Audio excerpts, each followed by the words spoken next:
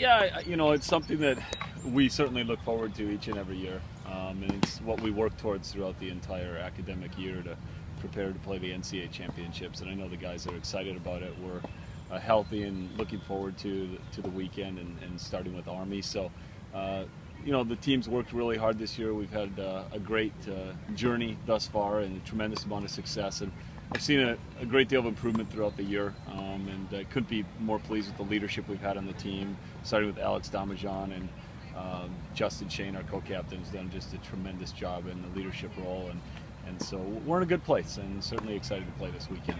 What's your job like, right? Because, I mean, obviously you have a team full of guys who know how to win at the highest level. So what is it, what are your, I guess, main responsibilities at this point? Yeah, just making sure that, we're, continuing to have some structure and rhythm to what we're doing, and certainly just trying to, make sure the guys are clear in their thinking and have their identity on the court as to how they're going to go about their business, that our doubles teams are in a good place, that we're getting the repetitions that we need. But it's really just about maintenance and making sure that things continue to move well and that we taper down as we get ready to play this weekend. So what are your impressions of this field you have in here now this weekend? Yeah, it's another great field. I think this is probably our 10th year or so hosting the NCAAs, and obviously excited to have Army and Penn State and Wilmington, all programs that had great seasons. And our focus right now is on Army. I think that's something we've done as good a job as any team in the country over the past decade in terms of just focusing on the job at hand. We've had a lot of success in terms of our consistencies. One of the things I'm most proud of that our program's been able to produce is just consistent success year after year. That takes a one match, one day at a time approach in terms of making sure that we're doing what we need to do to be successful. Is the 4 seed, how much of a difference does that make? Is that a factor at all, do you think? I don't think the seed has any factor at all.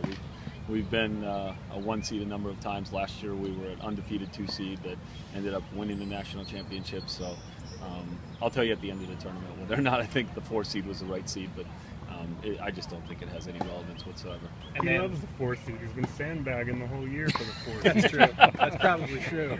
And then just my last thing is just the fact that you guys finally got that national title last year. Does that change anything going into this for you guys?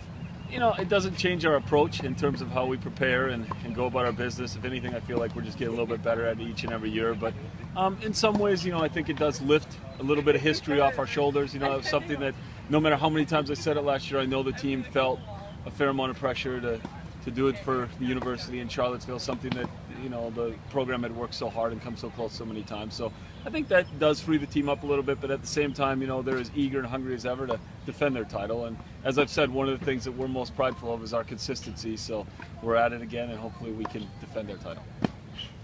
The fact that you guys have always had a big target on your chest